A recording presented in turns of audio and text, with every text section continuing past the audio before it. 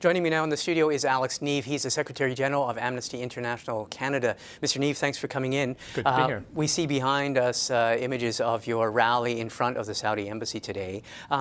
You are obviously still protesting. Let's look at what happened this week. We were expecting Christopher Freeland to be meeting with the foreign minister from Saudi Arabia. Instead, there is no meeting, and yesterday he, in a diatribe, is saying there is no other solution for this diplomatic spat than Canada squarely apologizing for its behavior. What do you make of this situation?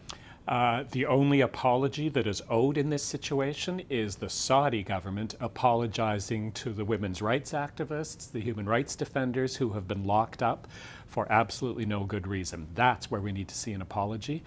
Canada has absolutely nothing to apologize for. The stand that Minister Freeland, backed up by Prime Minister Trudeau, took on these concerns back in August was commendable. It was principled and is the sort of thing we need to see more of on the world stage.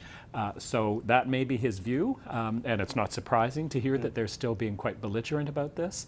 But there is no apology needed. Okay, well, let's parse what he said in New York yesterday. Adel Al-Jubeir, the minister, he said what he took issue was, his quote was quite extraordinary. He said the British can talk to us about human rights, the French, the United States can talk to us about human rights, but do not make a statement saying we demand the immediate release of someone, because that's just he says it's against all tenets of diplomacy and it's getting involved in the internal affairs of Saudi Arabia. So he's saying that Canada stepped one step too far in diplomatic language. Do you not give credence to that? I give no credence to that at all, and that is not at all how the world operates. What he's essentially saying is it's fine for Canada to make vague statements about human rights, but the minute they actually call on us to do something to live up to international human rights obligations, that's out of bounds.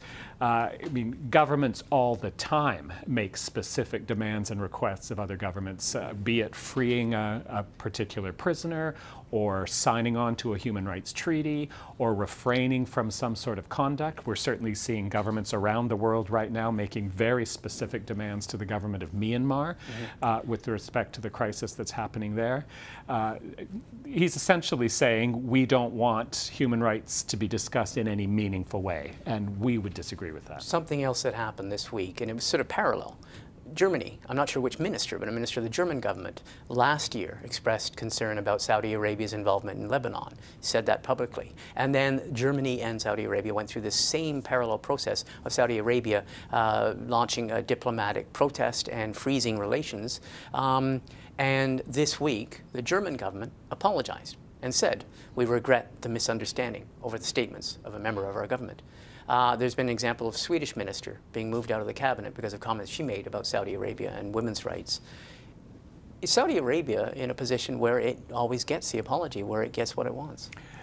No one would deny that Saudi Arabia has an immense amount of clout and influence on the world stage and can absolutely bring that to its one-on-one relationships, and that's absolutely why over the years, be it governments in the global north who want to keep the trade and investment going and want to keep the oil flowing, or governments in the global south who are reliant on Saudi Arabia as a host for huge numbers of migrant workers and the remittances that those migrant workers send back home.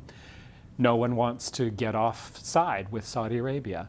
What we need to see is a concerted effort within the international community to band together instead, because it's clear when it becomes these one-on-one situations, governments sadly, number one, either won't speak out in the first place, or when they do and experience the repercussions, then there's the risk that they'll backslide from that. Are you heartened or disheartened by what happened in Canada and on the international scene? The United States and the UK did not, the State Department, for example, in Washington, did not concur with Canada, did not support Canada, made an equivalency of saying that both Saudi Arabia and Canada are cherished partners. Some members here of Parliament were suggesting the government went too far, and that Christopher Freeland went too far in explicitly criticizing the Saudi legal system. Do you think there's anything resembling a solid support of the Trudeau government's position? I think it was absolutely dismal to see what we heard from the United States and the UK. That does not mean that it was necessarily surprising, but it was still deeply disappointing, especially for them to have asserted that kind of an equivalency between Canada and Saudi Arabia. If that's what they were going to say, really, it would have been much more helpful for them to simply stay silent.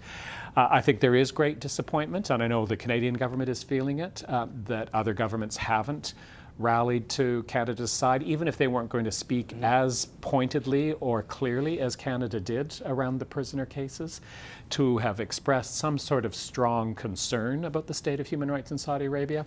So it points to the fact that there's still a lot of work that needs to be done to shore up support in those other countries to step forward with the same courageous stance that Canada has. Last question in just a few seconds. I mean, obviously people point to the possible economic consequences. We've seen a scaling back of a multi-billion-dollar contract for sale of armored vehicles. Now that may or may not be because of these comments, but there's been an overt threat and a freeze on economic relations.